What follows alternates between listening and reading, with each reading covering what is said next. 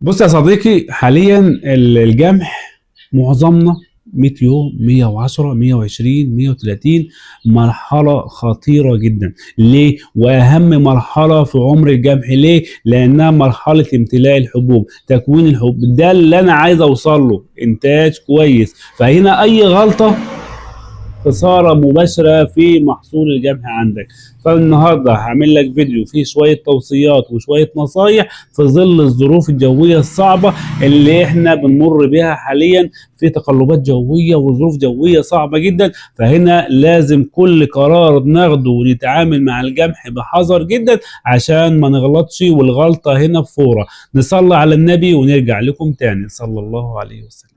إن الله وملائكته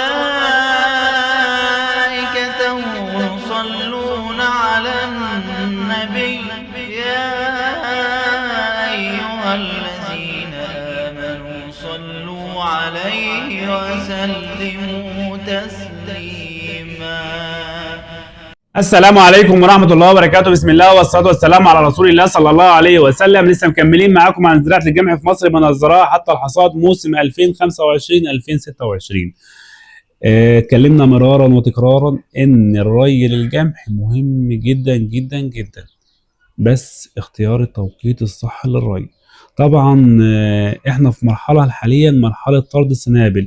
المرحله دي تعتبر اهم مرحله. ليه؟ مرحله تكوين الحبوب. زي ما قلت لحضرتك قبل كده في فيديو قبل كده، العمر الجمح مثلا لما يوصل 100 يوم دي بعد ايه؟ مرحله الاخصاب والتزهير. بعد 100 من 100 ل 110 مرحله الطور اللي هو ايه؟ اللبني. بعد كده من 110 ل 120 الطور العجيني. بعد كده العجين الصلب لحد 130 يوم العجين الصلب. بعد كده يخش على الطور اللي هو الصلب. بعد كده الطاري الصلب. بعد كده يخش على الطور اللي هو الصلب التام. تمام. وبعد كده نخش على مرحله الحصاد. فالمرحله دي من 100 يوم لحد مثلا 160 يوم، حوالي 60 يوم كل 10 ايام مرحله تكوين الحبوب. مرحله مهمه جدا، لازم نحافظ على جمحنا فيهم وناخد بالنا فيهم عشان اي قرار غلط بيدمر الدنيا. طب في شويه نصايح كده جهزتهم لكم، شويه نصايح حلوين جدا جدا جدا جدا، والله انت هتستفاد منهم لو طبقتهم صح واشتغلت معاهم صح. علشان هنا الغلطه فوره.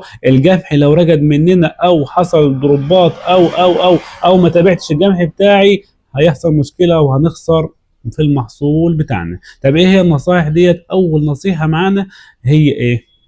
اول نصيحه معانا بلاش ري. هندسه، انت من شويه بتقول لي روي ودلوقتي بتقول لي ما ترويش. ايوه الري مهم، بس اول حاجه بلاش ري اثناء سقوط الامطار وهبوب الرياح، يعني اثناء يكون في هواء جامد والكلام ده كله. او انا لازم اتابع الارصاد الجويه خطوه بخطوه ولحظه بلحظه. عندنا صفحات كتيره جدا زي صفحه الدكتور محمد علي فهيم، عندنا صفحه الارصاد الجويه المصريه. الصفحات ديت معتمده وصفحات ممتازه جدا، نتابعها لحظه بلحظه علشان نعرف رصيد الجو. انا واحد من الناس متابع الناس ديت علشان اشوف الارصاد، الجو النهارده عامل ايه، الجو بكره عامل ايه. هم شاكرين طبعا ان هم بيقدموا معلومه وحاجه محترمه جدا. تمام.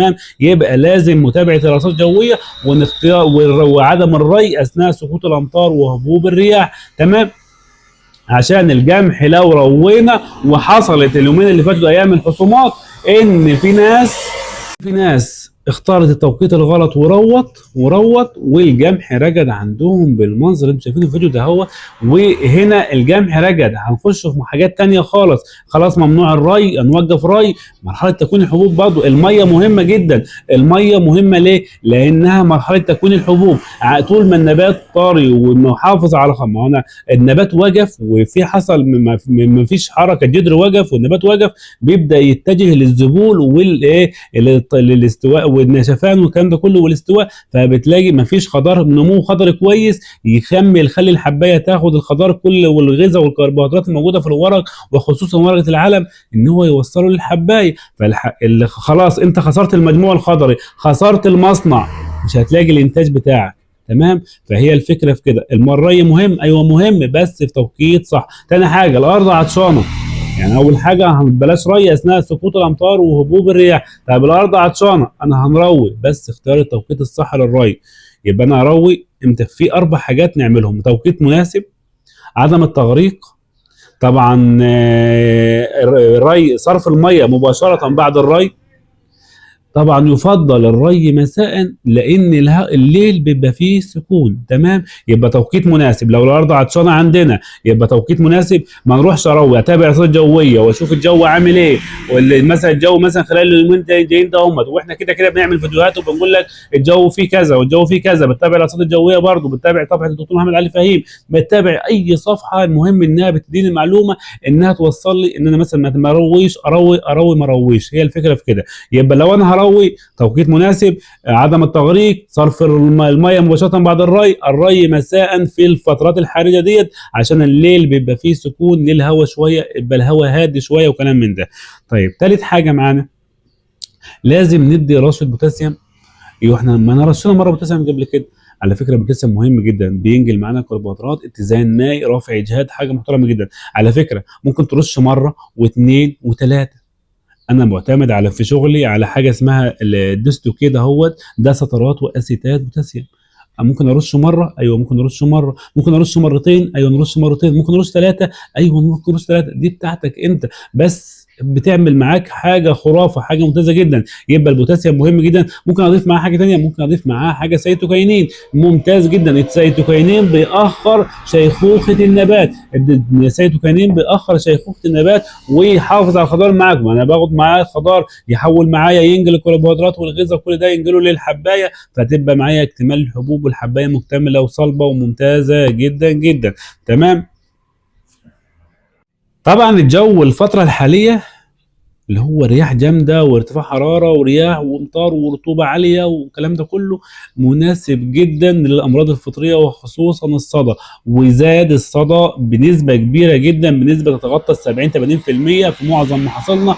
وعايزه رشه مره واثنين وثلاثه، ترش ازوكسيدوبرين، دافيناكلازول، بريبكنازول، كلوروسينيل، كل ده مواد فعاله، اوكسيكلور نحاس، كل ده تشتغل معاك على بيراكلوستروبين، دايموسمورف، كل ده شغال معاك، بروكسليد، كل ده يشتغل معاك على الاصداء والحاجات دي كلها. تمام. فلازم نخلي بالنا من الامراض الفطريه خصوصا الصدى، عشان بيسيب الاوراق والسقان والسنابل. فلو دخل على مرحله السنابل بتنسى الجمح بتاعك، بتخسر في جمحك. فلازم الجو مناسب للامراض الفطريه، فلازم اتابع ارض ونشوف الدنيا فيها ايه، ولازم ارش لو ظهر عندي امراض فطريه صدى وكلام من ده لازم ارش. وكذلك الحشرات وخصوصا المن والقواقع في الجمح. فانا برضو الحاجات دي، الحشرات دي بتمتص عصاره النبات، بتقلل معايا في المجموع الخضري، وبالتالي يقلل معايا المحصول. فلازم نكافحهم، سواء قواقع سواء من مثلا ستامبرايد، مسوميل،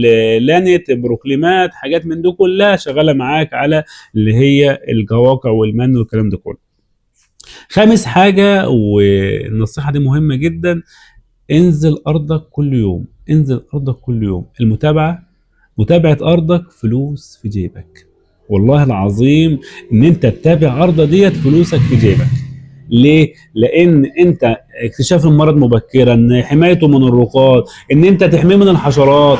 لو لقيت حاجه بسيطه، بدل ما مثلا تسيب الارض وعدم المتابعه والاهمال والكلام ده كله، تلاقي عندك الجمح بقى في صدى، وتنسى الجمح مثلا يلا كويسه طول ما انت شايفها كويسه وبتاع، بس انت ما بتنزلش الارض وتشوف فيها ايه، فتكتشف ان عندك صدى بكميه كبيره جدا.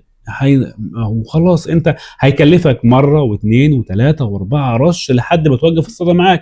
غير كده انه ممكن يقلل معاك المجموع الخضري، فالمجموع الخضري يقل، الانتاج يقل. تمام. التوصيات المهمه جدا جدا جدا جدا وفي ناس بتعملها غلط، الا وهي التسميد الكيماوي الازوت بعد طرد السنابل، ودي خطر جدا. منها هيزود معاك النمو الخضري جدا، ويخليه طاغي وعرضه للاصابه بالحشرات وعرضه للرقاد، ويعمل معاك ضمور في السنابل احيانا، ويعمل معاك بعد كده برضو عرضه للاصابه بالحشرات المن والامراض الفطريه كالاصداء. يبقى احذر تسميد الازوت. المفروض تسميدنا كله بيخلص في اول عمر 60 يوم.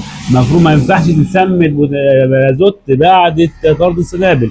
ومعظم شغلنا حاليا رش ورقي. احنا المفروض تسميداتنا كلها بوتاسيوم وفوسفور ونيتروجين وكل العناصر اللي النبات محتاجها في اول 60 75 يوم. بعد كده بنوقف تسميد ونشتغل رش ورقي. طيب اخر حاجه هنتكلم فيها النهارده الا وهي امتى نوقف ري الجمح. سابع حاجه النهارده، نوقف ري الجمح امتى؟ السؤال ده هنساله كتير. فامتى توقف ري امتى؟ عندما تتحول لون القمح عندك من اللون الاخضر الى اللون الاصفر، يبدا فيه يحصل فيه صفار في سواء في اوراق القمح او وخصوصا في السنابل. زي ما انت شايف في الفيديو قدامك كده، بعض سنابل القمح بيبدا يظهر فيها صفار من فوق او من تحت كده، السبله بدات تصفر شويه، دي خلاص. يعني مثلا العمر دهوت بيكون في عمر مثلا 130 140 يوم، في ممكن تكون اخر ريه معايا هنا. طيب القمح يروى عندنا كم ريه؟ يروى مثلا 5 ريات من اول الزراعه، 6 7 8 حسب الظروف الجويه وحسب الهواء وسقوط الامطار. فانا بختار التوقيت الصح للري. انا الري ما بمنعش ري، ممنوع الري. بنمنع الري في حاله واحده زي ما قلنا قبل كده، لو حصل عندي رقاد تام بوقف الري وبشتغل بقى، بنعوض الدنيا دي كلها بالرش الورقي. بنرش كالسيوم في سيليكات بوتاسيوم، في نرش كالسيوم تاني، ممكن نرش بوتاسيوم، فبنعوض الفتره، بندي النبات يحافظ على نموه، ان هو يوصل معانا النبات لسبله، يعني تخلي عود قمح، كل عود قمح يطيب سبلته، وان تعدي مرحله القمح، ان هو القمح يكمل معايا امتلاء، مرحله امتلاء الحبوب، ان انا اخش على حصاد وعندي حبوب القمح ممتلئه وسليمه وممتازه جدا. تمام يا شباب، وربنا يصلح الحال ان شاء الله، وربنا يوسع علينا وعليكم ان شاء الله. احنا قلنا نعمل الفيديو ده علشان حبايبنا واخواتنا، ونوفر عليكم اسئله كتيره جدا، علشان الناس ياما تسال احنا هنروق، احنا مش هنروق، احنا هنسمد، احنا هنرش، احنا هنخلي، احنا هنعمل. فدي فيديو شامل كامل لكل التوصيات ديت. يا رب تكون استفدت حاجه. لو استفدت حاجه يا ريت لايك ومشاركه الفيديو عشان يوصل لغيرك وغيرك يستفاد. ولو عندك اي استفسار اكتبوا لنا في التعليقات، ومكملين معاكم طبعا لحد نهايه الموسم. لو في اي تغيرات، اي حاجه حصلت، طبعا بننزل بفيديوهاتنا وبمنشوراتنا وتوصياتنا. وشاكر لكم جدا، واشوفكم على خير ان شاء الله في فيديو قادم. والسلام عليكم ورحمه الله وبركاته.